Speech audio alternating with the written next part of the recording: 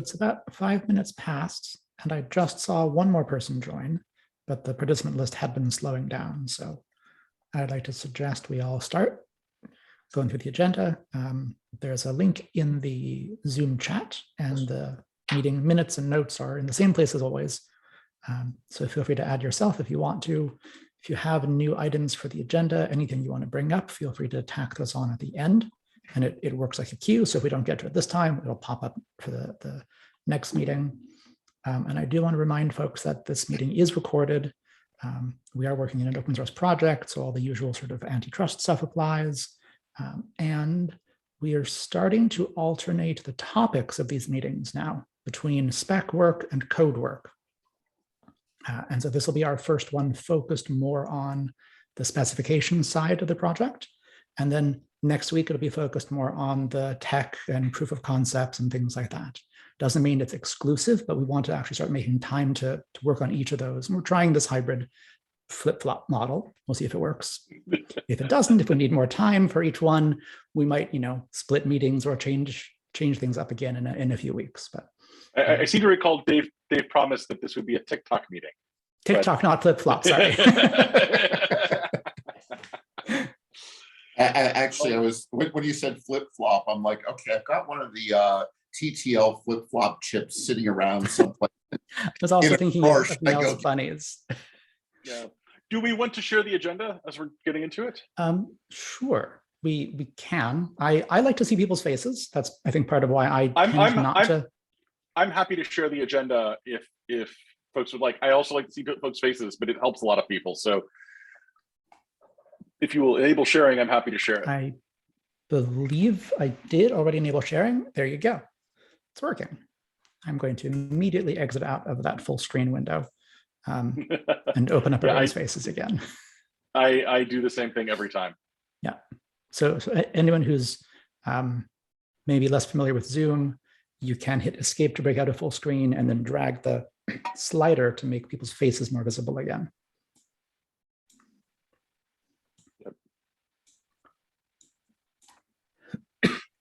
So going down the list of participants, we usually do a round of intros for anyone who hasn't been here at least 2 times before. I think I recognize almost everybody, so I'll just open up the floor. If you haven't been here, or if you're relatively new to this group and you'd like to introduce yourself, we'd love to hear from you and learn about you. This is Elliot coming to you live from my kitchen. Elliot Lear. I work with Ed Warnick and other people from Cisco. If Jeff Shutt joins, I'd be working with him as well. And this will be the last time I introduce myself. Great to hear from you, Elliot. Thanks for reintroducing yourself. Happy you're here. Anybody else, your first or second time?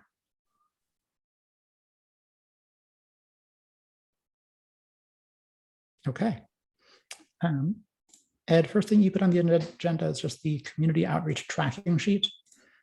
I know we got a little bit of engagement on Twitter recently. That was kind of nice to see from the LLA. Yeah, that was basically the thing I was going to sort of point out is we had a variety of folks sort of engage on Twitter and speculate all kinds of interesting new uses for GitBOM. But in particular, they pointed us towards some of the elf utils folks. And my recollection had been that as part of Young Cooney's work to scope out tools that we may want to talk to. If I recall correctly, elf util strip does remove the .bomb section, and so we should probably have a conversation with them. But that was sort of the big new ad there.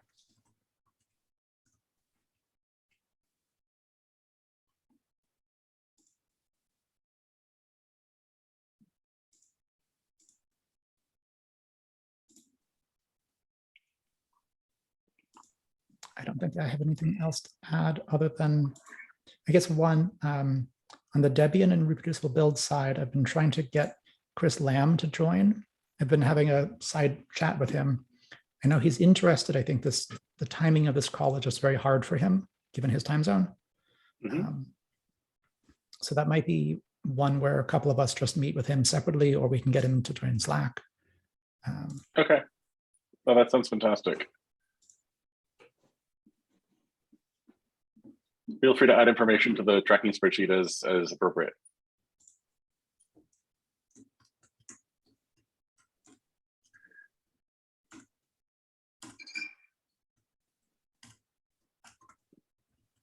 Okay.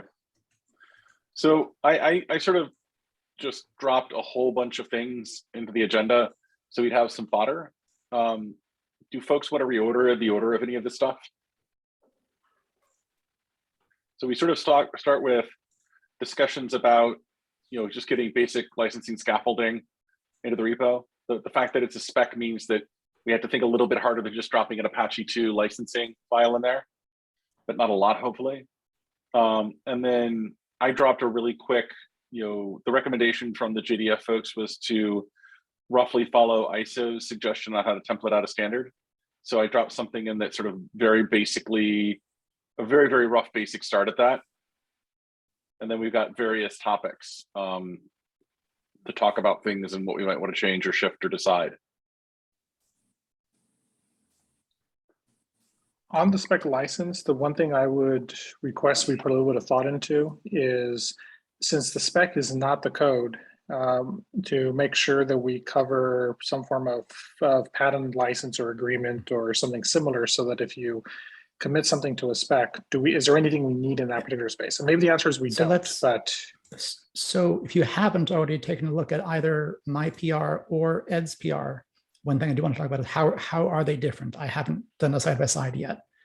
Sure. Both of these come from the JDF and are designed by Mike Dolan. The LF had some input, some other folks from different foundations had some input in these. And the template is designed to handle the scenario you're describing, Frederick. Like, this is not code. Patents apply here. There is a patent agreement that one signs when one signs a CLA to the spec repo. And part of the intent to have it separate and in a separate repo from code is that a different license applies, different obligations could apply. Okay, perfect, because that avoids the issue where, like, if they commit Apache code, then we're in the clear. And that helps cover the other issue where if they add it to the spec and then they try enforcing it later on, then we get covers there. So that's perfect. Thanks. Yep. Yeah. And so there's a whole section here. Yeah. If you have folks, who either you or other people are deeply familiar with this type of licensure, I'd love the reviews and input. Yeah. I mean, so far my conversation with my counsel has been, oh yeah, we recognize that. We use it in long list of places. Mm-hmm. We generally think it's pretty good. And then in a very professional manner for any attorney, I'll get back to you. Yep. Because they actually do need to think. And I'm respectful of that. And the license here was also recommended to me by my counsel to use. So I have, the general of, hey, this is a good thing to start from. If you're going to change it, we're going to want to see those changes.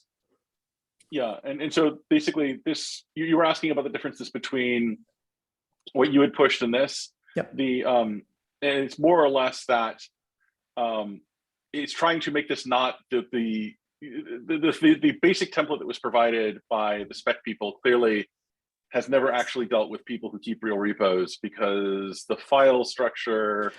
Yeah, no, it's designed to be changed and moved around. Yeah. I like the file layout in your PR. I didn't look at the content of the files to see if they had been changed, other than filling in templated fields. So there was some filling in of templated fields. There was some redirecting to the local repo instead of the source repo. Great. And there was a little bit of upcapping notices.md and that kind of stuff in scope.md, because all caps seemed more appropriate for those files. Spec. Yeah. Yeah. And then the only other thing that was really going on there was the scope. And we should probably talk about the scope, because that's actually something you actually have to write. And so this is sort of the initial chunk that I wrote for the scope. And we can certainly talk about that now if folks would like to. We could talk about it later. The general tradition is that changes to scope are not retroactive. So we'd like to kind of get the right, as good a scope out of the gate as we can. And just confirming that the license.md file, other than templated fields, you didn't make any changes there? I don't think so. Please feel Okay. free to check me on that. I'll do a diff later. Yeah. Well, and like I said, upcaps and a few things like that. But Okay. yeah. Okay. Yeah. And I know you pulled in the COC version that we talked about. Thank you for that. Yes, I appreciate the pointer. There are still some fields we need to fill in. For example, on where to direct folks for any code of conduct issues. Yep. The the notices file clearly has some templating to do, and then we would need to build a process for like this notices file requires folks to sign up for it by adding themselves at a point in time to the Git repo. That's sort of committing themselves. One of the options. It's one of the options. Ah, okay. If you actually read the license, it's one of the available options. It's not the only one. Right. So, for example, as a result of contributions, for example, is another one. Okay. So, but I mean, folks can take a look at this at your leisure. Point your counsels out at your leisure. The intent here is to be as uninteresting as humanly possible. Ooh, we have a hand raised. Yeah, it's Jeremy. Yes. Hello. So just looking at the scope, and this is super nitpicky at this point, but this is a kind of nitpicky document. We use the word trees a lot, and technically we're not really talking about trees, are we? They're at least DAGs. So I'm all in favor of I'm all in favor of nitpickiness. Please God, be nitpicky here. So I mean, like my understanding is that the scope file is sort of like controlling exactly what the context of the spec is, and also perhaps controls what the scope is for any of the patents and stuff. So like using the most accurate general terms seems to be appropriate here. And so if we talk about trees and someone says, oh, I have a thing with DAGs, none of this applies to me, then we'll go, actually, So should we use graphs or DAGs or something like that? So yes, I think that's something that we should definitely look at doing. I have to sort of separate in my mind, because I tend to think of DAGs and trees interchangeably, because a tree is a graph that is directed at a cyclic. And I'm trying to think of a situation in which a DAG is not in fact a tree. Well, when you have shared nodes. In a tree? Oh, actually, I see your point. If you have 7 artifacts that all share a single source file, that means it's no longer a tree, it's a DAG. Nope, you're right. But what we could do is we could have expansive language here. Sorry for putting on my lawyer and geek hat at the same time. And just say trees, directed acyclic graphs, and similar data structures. And I mean, I think to Ava's point, like graph is the most general term. We could just say graph. I'm going to actually propose for a single artifact, it's still a tree, right? For multiple artifacts, they can share same node, same subtree, right?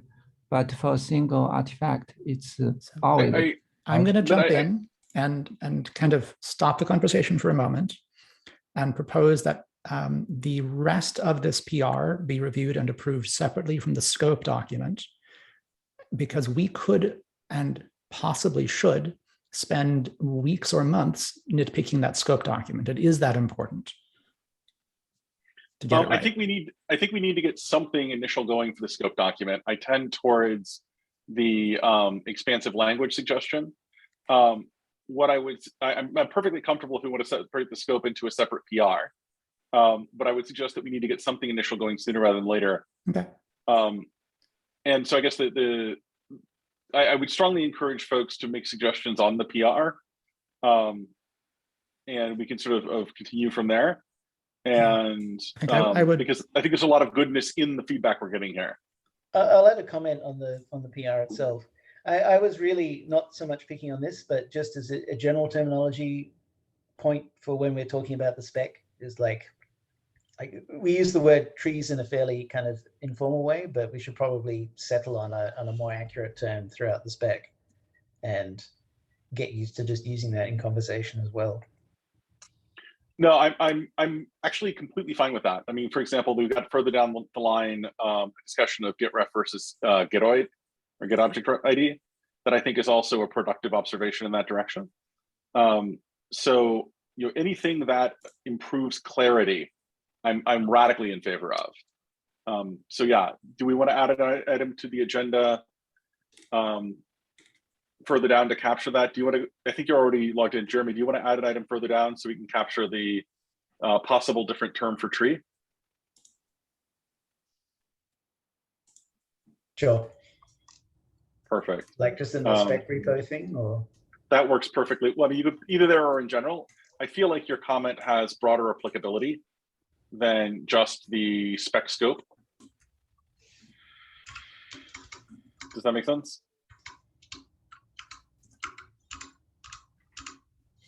And I very much appreciate a lot of the stuff. Just the historical way my brain works has always been heavier on intuition, lower on rigor. So precision of language is very helpful.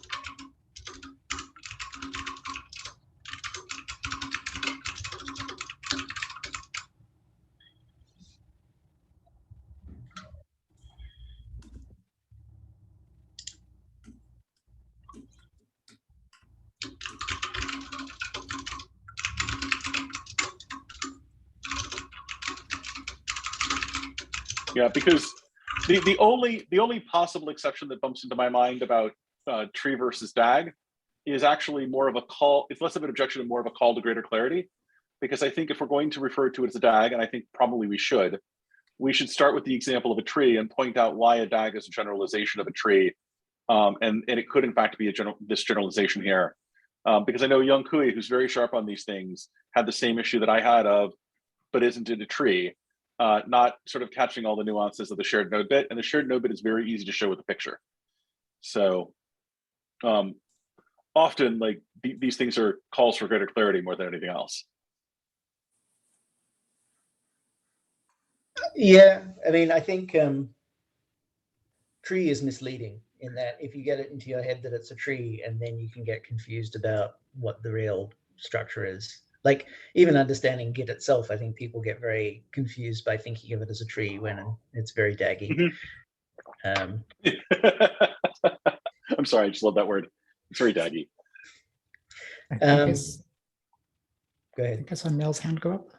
Yeah, I appreciate this conversation, but I feel like we're getting into literal weeds here with trees and weeds. So I just asked that we maybe go to the next topic and then discuss towards the end or discuss in Slack. But I appreciate it. It's been illuminating. Thank you. Yeah. So I think moving this off to its own PR would also help facilitate that. It's a really good conversation. I didn't mean to stop it, just to say that is a really good conversation to happen. I think we can merge the rest of this. Just a quick poll. Does anyone else immediately see problems in, or do you want more time to review the rest of that PR? So I might suggest, given how recently I dropped it, because I literally dropped it yesterday, that it might be worth just taking a show of hands next week. If anybody, if everybody is good, to give folks a little bit of time. Perfectly comfortable leaving it up for a week and saying, if there's not discussion or objection on the PR after the scope is pulled out, then we'll merge it next Tuesday. And it can still be, if there are concerns at that point, doesn't mean don't raise them, just, raise them when you have them. So moving on from there, Ed, did you want to go into your attempt at projecting it into a template spec now, or just point that out, let folks discuss it on GitHub, and then move on to the actual discussion? Yeah, I think it may be useful to just discuss it on GitHub. So effectively, one of the things that we were pointed to by the community licensing folks is some good standards for how ISO expects specs to look, and I put the links to them here. And went to an example. And so I just attempted to do the most basic beating of precisely what has currently been communicated into that initial template. It's extremely rough. There's literally no complaint you can make about it that I won't nod my head at, because it's extremely rough.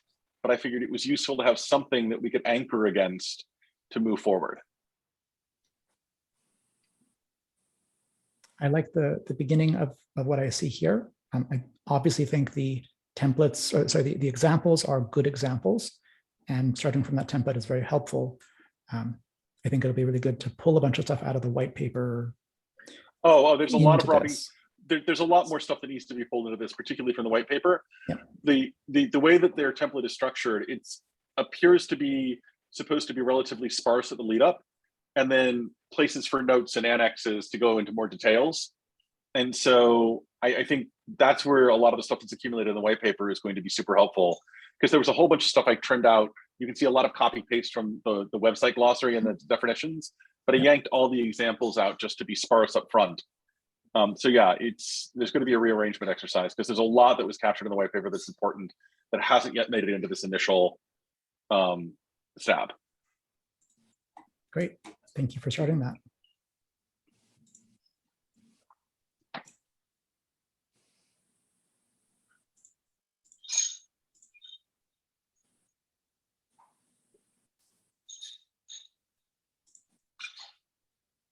We have two discussions sort of overflown from previous meetings, the URI versus URN representation, and whether or not a single GitBOM doc could contain multiple hash schemes.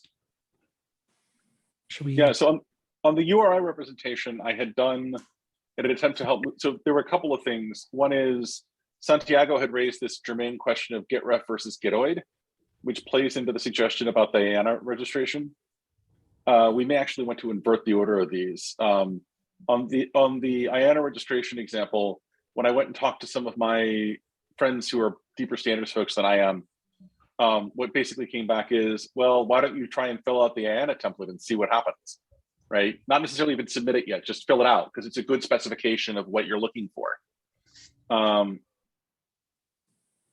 And so I tried to lay this out in the IANA template, where effectively the basic notion is the syntax is gitoid, sort of like what kind of object is it, be it blob or whatever, which hash algorithm. Currently the options are 256, SHA-256 and SHA-1, and then the hash value in a hexadecimal string in lowercase. Actually, do we want lowercase or uppercase? I suspect we're going to want uppercase. But what are folks' general opinion about this direction for a URI for Git object IDs?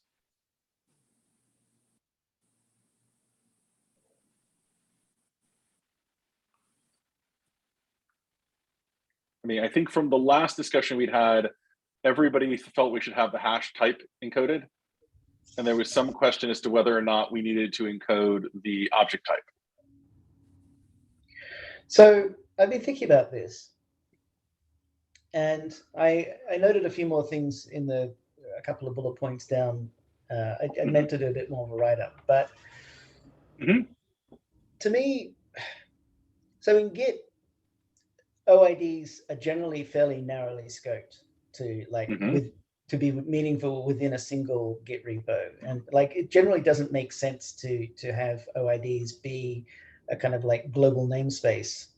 And so the question of whether or not it's SHA-1 or SHA-256 or whatever is not really relevant, because if you've got a Git repo and you're going to convert its hashing scheme, you could kind of do the entire thing in one shot, and so do a mass migration of hashing schemes. But here we're kind of intrinsically talking about using Git OIDs as global namespace, where you can refer to an arbitrary file in an arbitrary repo and like be able to identify all instances of that file across all repos by saying, oh, it's got the same Git object ID, therefore it's the same thing. And we're canonicalizing that by baking it into this Merkle tree structure, so that it's kind of imperative for this to be really generally useful that everyone be using exactly the same hash function. And so because Git is currently in this transitional phase between SHA-1 and SHA-256, and quite conceivably you could do another migration because SHA-256 still has problems. I wonder, for the purposes of this kind of BOM structure, whether it makes sense to actually define a canonical hash function, which is separate from any of the ones that are actually in use that we do actually believe is going to have a long-term durability, and then just maintain mappings from arbitrary external hash functions to this canonical one, and then compute the BOM hash in terms of the canonical one, so that, you know, if I'm referring to a file with my git SHA-1 OID and you're using SHA-256, we both have a mapping to the canonical hash function, and then we can both be sure that we're talking about the same object without having to use the same hash function by eventually using the same hash function. If there is a canonical hash function, why not just use that? Well, mostly because, I mean, you could, except that, you know, unless we convince Git to migrate to this canonical hash function, then we're still always going to have a mapping layer. And so you want to be able to say, when I refer to this hash function in my repo, it's the same as you referring to that same file with a different hash function in your repo. So I think like one of the things that I'm so effectively, I think there are sort of two sets of things that you're opening up here. One is sort of the question of what hash function should we be using, which I think is a perfectly valid thing to open as a point for discussion. The second one, though, is you're sort of putting out, maybe we want to use one that's likely more durable than the current ones being suggested. I do sort of strongly feel that no matter what hash function we choose, we have to presume that eventually it's going to fall. Yep. And so we do have to have some way of representing what the hash function choice is. Strongly agree with that. I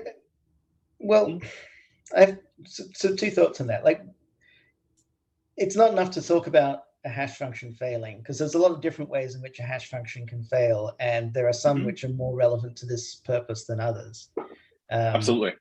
Like, if you're worried about, for example, you know, second pre-image attacks, like that is the worst possible case for a system like this, where I can arbitrarily make up another file that has the same hash as an existing file.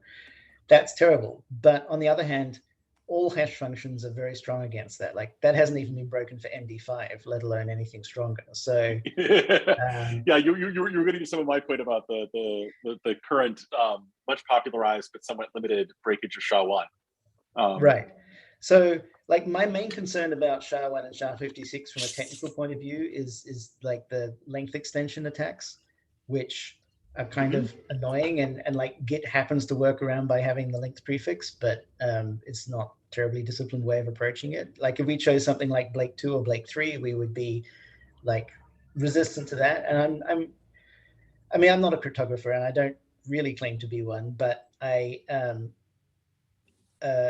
have almost no concerns about the Blake functions, or, you know, SHA-3 or something like that getting broken in any reasonable time. And I think that if we said that epoch 0 of GitBOM uses this as a fundamental hash function, and if we wanted to change the hash function, we would have to go to epoch 1 that redefines the hash, you know, everything, then we could do that. But to be honest, I think being able to have like algorithmic fluidity is a huge disadvantage in this. Like, for the fundamental calculations, being able to change the algorithm on the fly just means that suddenly, if I decide to use a different hash function for my GitBOMs, I'm no longer interoperable with anyone else. And we want to kind of maximize interoperability. And so that's why I'm thinking of this like two-level thing of like, we use potentially kind of weak hash functions that everyone's actually using in practice as the external UI, the external key, but we map it to the internal one and then do all the calculations in terms of that. So Elliot has his hand up. Oh, sorry. Let me All right. let me kind of suggest something, which is if we have multiple hash functions, and right now we're looking at 2, maybe 3 over the next 2 decades, you know, SHA-1 transitioning to SHA-256, possibly transitioning to SHA-3 or Blake. Why not simply say publish all until a particular one is deprecated, until, for example, SHA-1 is deprecated in a decade.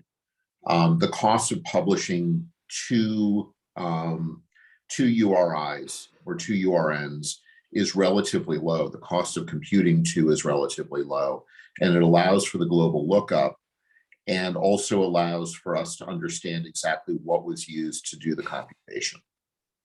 Elliot, did you have something to add? Yeah. So thanks for the opportunity to speak. There's a cardinal rule if you're talking about spec writing, which is that of algorithmic agility. And you have to have a really good reason, I think, if you're defining a URN, not to name the hash, because it comes for free, practically speaking. You just structure it that way. But I also, Jeremy, I think you made 2 points, and I want to address both of them. The first was, whether to canonicalize. I personally think that's a lot of work to do, and then there's another rule in computer science, which is nothing's broken until it is, which is you don't know what some guy's thinking in his head or some woman's thinking in their head, or some people are thinking in their heads in terms of what the next great idea will be and how they're going to break something. And it's a very big bet. If maybe low odds but high cost if you get it wrong. The other point that you made, though, was the idea that we're mixing or we're using these hashes as unique names without the notion of an authority. I don't have a strong opinion here. A hash is a very strong form, in my opinion, of identity. If it's the likelihood of collisions are fairly small, but if you really need to worry about that, you can name an authority for it as part of the URN and say this hash is scoped to this particular authority. I don't have strong feelings about it. Personally, I can argue in one way against and in one way for. I'll start with against. The against is if you really have to reproduce the calc, if you're using the hash in a way that you're going to reproduce it, you have to ask what the value of the authority is. On the other hand, if a collision is something that you really have to address, and it's already being addressed inside of the process of the authority in a way that is standard, then maybe you need the authority. And I don't have more than general advice there, but those are the 2 poles that I see, and I'll stop at this point. And thanks for allowing me to comment. Great contribution. Thank you, Elliot. One thing as well that I'm thinking of is adding the type of hash that's used is useful in certain regulated environments. So for example, there was a comment made before, like you might have SHA-1 and then you may have SHA-256, there might be 512 in the future. Somebody may decide to do Blake or some derivative of like some future version of Blake over time. And so when I receive a hash, I have the size, I can try to infer the type that I'm using, but it's not a guarantee. And if I'm working in a highly regulated environment, such as a FIPS 140-2 requirement, that I have explicitly a legal requirement for those hashes to be like SHA-1, SHA-2, or SHA-3. Things like Blake are not on the list of approved hashes. And so knowing what kind of hash was used as part of that allows me to tell very quickly whether or not the generation of that meets my regulatory requirement. So yeah. I do want to get back to one thing, though, you said, Jeremy, that struck me earlier. And then Elliot made a comment, and I think you were both talking about slightly different things. Because your baseline point about algorithmic agility, Jeremy, I had taken to be that if we have various people and build tools doing this, we would all like them to do this the same way every time, because that maximizes the interoperability. Was that more or less what you meant by constraining algorithmic agility, Jeremy? Exactly, yeah. Okay, and I feel like the point that Elliot was making had more to do with temporal algorithmic agility, which is, 30 years from now, when children are taught to break Blake in high school, or 300 years from now, or whenever it is, we need to have a clean way of making transitions that are hopefully infrequent, but that are inevitable. Is that more or less what you meant by algorithm agility, Elliot? Yes, and when you say 30 years from now or tomorrow, right, who knows? Sure. I don't see how the current proposal to include the hash function name in the OID, I don't see how this doesn't do that. Removing those 6 characters or 6 bytes might save a little bit there, but it makes it next to impossible if one is looking at a supply chain with multiple components where some components might have been hashed with a different function than other components because they're produced by tooling written at a different point in time. I don't think that was what Jeremy was suggesting. Do you want to comment on that, Jeremy? Yeah, I mean, I'm certainly not suggesting that we don't explicitly have the hash function in the OID. Okay, maybe I misunderstood. I thought you were. No. Okay. What I was, so really for leaf objects, like for source files that are inputs or things like that that are only ever referenced, then in a sense the hash function doesn't really matter. My primary concern is about computing the inner nodes of the Merkle tree, where the inputs to, like when you're modeling a compilation step where you're saying these inputs compile to this output, if you don't all agree on which hash function are being used for the inputs to that operation, then you can't compute the same hash for that node.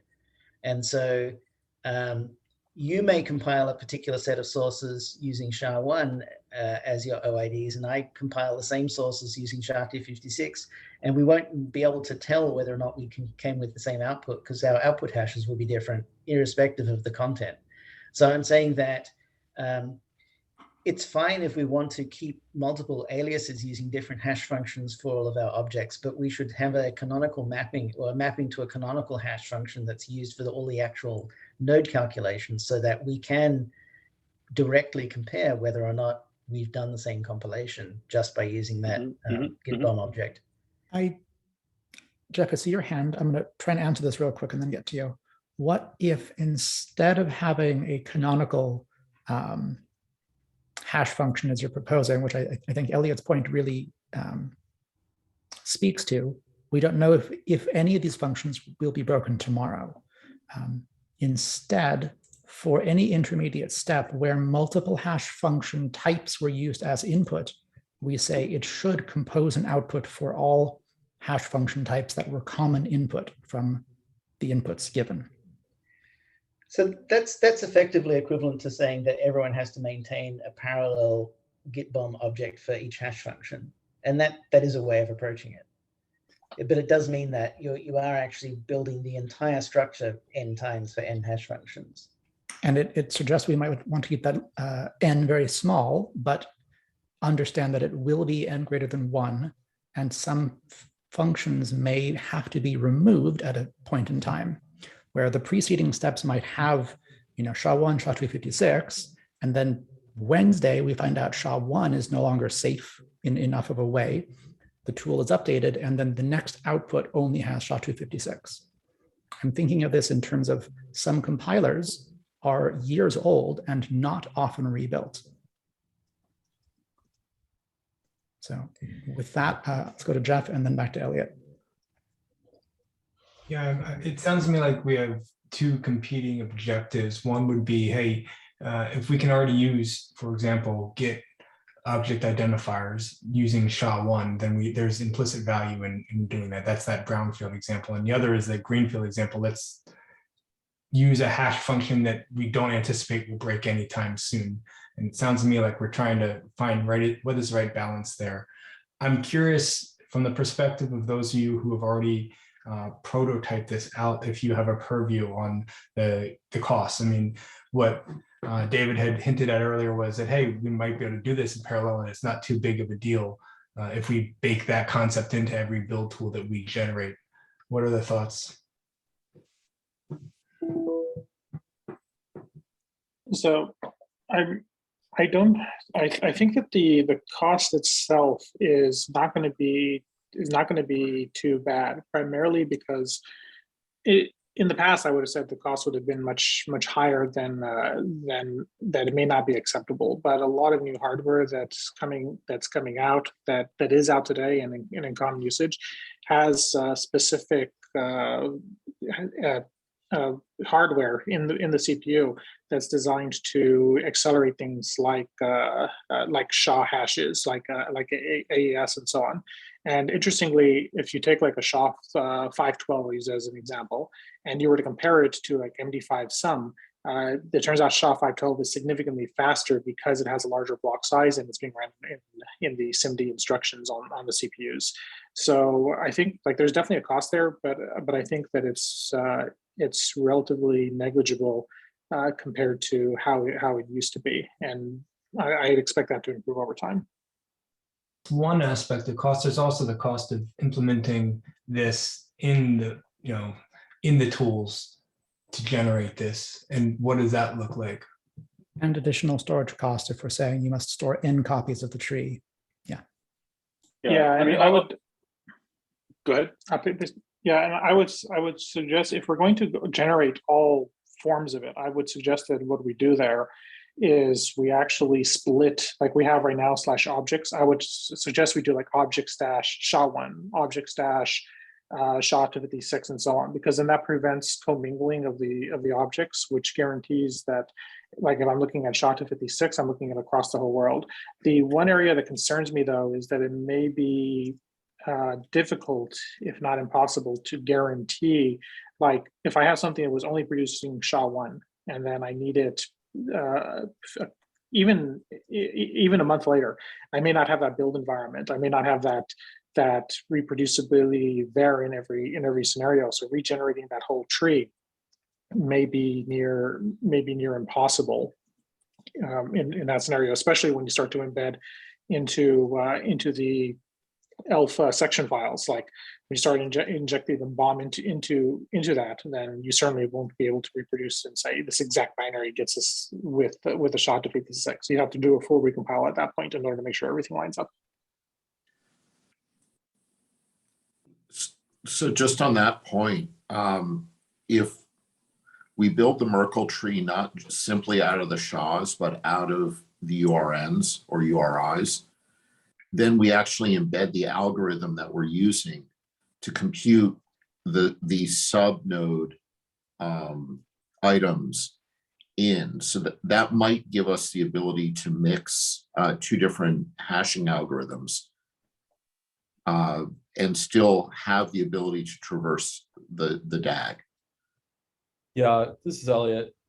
That's David. That's exactly where my head was going. I don't have my head completely wrapped around this, but again, I want to thank Jeremy for explaining where he was going, and particularly with the interior nodes. That really does help. What I think, in a way, what you're looking for is a means to provide some sort of semantic. This is semantic versioning, essentially, of the result for repeatable builds, and so I think it's worthy of thinking about what you said, David, because the canonicalization concerns me otherwise. Wait, I understand why you want to do it, Jeremy. I'm just, it's a little bit of a roll of the dice. Now, on the other hand, what happens if you roll snake eyes? Right? Maybe it's not that painful to rev some software or to remediate the problem. So maybe the canonical approach is the right approach. I think it's worth a little bit of thought to sort of chase down both of those directions. My concern with having, like, I had considered like what would happen if you computed the interior nodes with using the URNs or with like each individual input with its own hash type annotation.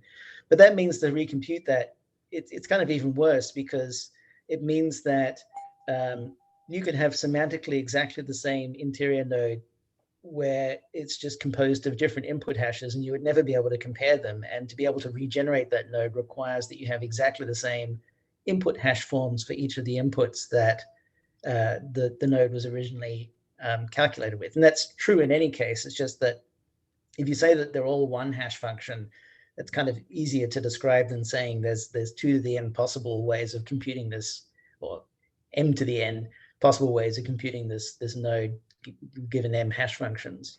Yeah, I tend to very strongly, my gut, right? This is not well considered. But my gut is the point you're making, Jeremy, about for a given graph, there should only be one hash function within that particular graph.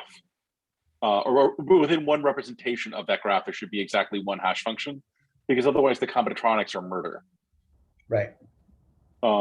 And so, you know, and one, I think you know, this was something that David suggested. It was similar to something that I had suggested, which is, you know, you could look at, and you pointed out this would entail n representations of the tree, you know, including all the representations of the tree as classified by hash function for the tree. There are some, as lots of people have brought up, there are some nits along the way for this. And just like with anything else, transitions, you know, hash transitions are always going to be murder. But I think the good news is that, as I think you put it out, Jeremy, the more serious problems that might, you know, from the point of view of a SHA-1 gitoid, that's not even broken right now, right?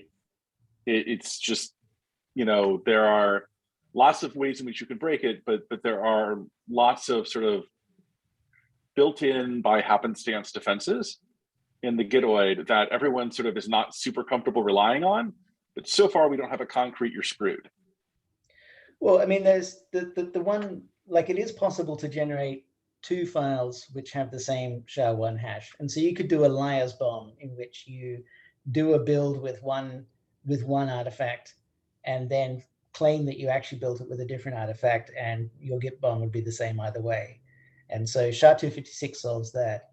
And I will point out that, like, if we find any problems with SHA-1, SHA-256, or SHA-3 that are serious enough that we absolutely have to rev it, then the whole world is on fire. Like, we're going to be a very small part of an extremely large migration. So it's kind of, you know, it's worth putting it into perspective that GitBOM is a very small part of a much larger world. And I have to laugh because the last time that I went along with something against my gut, when the reason was, well, if this happens, this will only be a small part of a bigger problem, 2 people nearly died. Yes, no, I don't want to say that, you know, like, ideally GitBOM works out exactly as we intend, and it becomes an extremely important part of the overall compute infrastructure. And solving the GitBOM problem will become the problem that's at the top of everyone's minds when SHA-256 has a trivial, you know, second preimage attack or something like that. But you know, I think there's a balance of trade-offs. Like, it's not that there are unknowns here, and we can't guess as to what's going to be known tomorrow, but we can also kind of attach probabilities to them with very little information. I don't know. I mean, if we produce both SHA-1 and SHA-256 at this time, the chances of both of them being broken simultaneously in a way that they both produce the same hash, I think, is incredibly low. And even if we were to have a migration, we could rely on, like, well, SHA-1, to say it was fundamentally broken, then SHA-256 gives us that, gives us some defense there. Like, yes, it's a reduced effectiveness, and then as the tooling migrates to, let's say, SHA-3 over time, like, so it could be like combine SHA-2 and SHA-3, and then that provides us the same effect, so that if one of them's broken, then the other one provides us with some form of cover over time. So I think there could be something there where we end up using both. If we produce both trees from the outset and all the tools do so from the outset, then we're in a better position than letting it just go by happenstance. Patrick, it sounds like you're proposing that the tooling support n equals 2, where today those 2 are SHA-1 and SHA-256, and in the future it might be SHA-256 and SHA-3. But we perhaps pin the tooling at n equals 2 as a convention, even if because n is greater than 1, it could be expanded in the future to n equals 3, but n equals 2 is sufficient to protect against this kind of scenario. Right, and also I was going to reduces the suggest that this is combinatorics. I was going to suggest that this sounds like the law of 2 from the Sith, which amuses me greatly. Yeah. I'm also going to point out that we are almost at the end of time. Yeah, we prefer the Sith over Highlander. There must be more than one, but no more than 2. Highlander is not a highly available paradigm. No, I agree. No, exactly. Any other comments to wrap this up? I guess try and take them to GitHub or next meeting. We didn't get to Yongkui's conversation here. Yeah, so I think this is related to the how do we represent the stuff in the object directory. Yeah. And that's been captured, I think, in 2 places now. And I think my off the can suggestion was, let's look and see what Git is doing. Since we're sort of modeling the object directory from what they did for SHA-1, let's go take a look and see what they're doing for other SHAs. Makes sense to me. Do we support a mixed case that the same object directory contain both SHA-1 and both SHA-256? Do we support that? That's one of the things we're sort of figuring out. Up here, Frederick had said, maybe we want to make it obvious in the .bomb objects directory which subdirectory is which set of SHAs. And I think you got into something similar here. Then, okay, like how do we represent this? Both I think are which are valid questions. My off-the-cuff notion was to go look at how Git itself is doing that, since Git is supporting SHA-256. Okay, sounds good. But we shall see. But that gets into an interesting set of fodder on these things. One thing I will mention as we close is up here where I'm trying to get the basic initial attempt at projecting GitBOM into the template. Please note, I'm literally trying to just shove in what had been previously expressed. So if there are elements of this conversation that don't get represented in that PR, it's not in any way, shape, or form a dismissal of those elements of the conversation. It's just easier to iterate on a thing than to try and iterate on something that's more fluid. And there's a lot of good stuff we're trying to sort out here. It's easier to make those changes into something that's actually in the repo.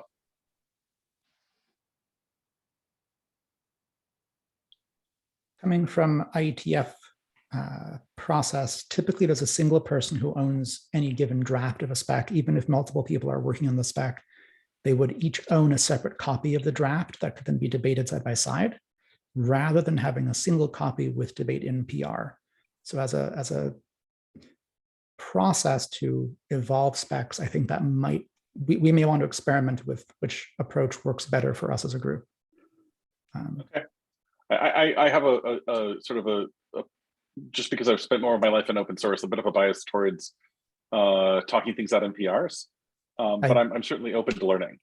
Yeah, I understand that. I have that bias myself, and I've been learning from IETF folks for the past couple of years some of the value that comes out of their different approach than what I'm used to. So I don't know that it's the right one here. I'm just mentioning it as since you're starting from a template that comes from that ecosystem, their approach to using that template varies from our approach to using GitHub. Yeah, really quickly, Jeremy's had his hand up for a while. Are we waiting for us to call on you, Jeremy, or did you forget to put it down? I forgot to put it down. Great. Okay, good. I feel so much better about that outcome. Steve, I wonder if you could summarize some of that value in 2 parallel authors of the spec. Yeah, my sense so far is having a single person who is the authoritative sort of point of editing a spec draft. But the draft is not changing multiple times a day. It's changing once every month or 2 as that person revs it. It's then easy for the entire group to say, oh, Ed's spec draft 3 versus draft 4, side-by-side diff, what has changed? Let's talk about those changes. Give Ed input, Ed revs it, there's a new version. Oh, David's draft of a spec solving the same problem, let's compare those side by side. How is David's proposal different than Ed's proposal? Here's the common paragraphs, here's the different paragraphs. that approach seems to work well for debates, like this format where we have an hour or two together to talk through a technically sticky subject like we just did. Whereas GitHub-based discussions where you've got a 5 or 10 page spec with all of these nested comment threads in there, after a month of that, it becomes incredibly unwieldy and next to impossible for anybody to follow what the discussion is on GitHub. Yeah, I think there's also a difference in cadence. Yep.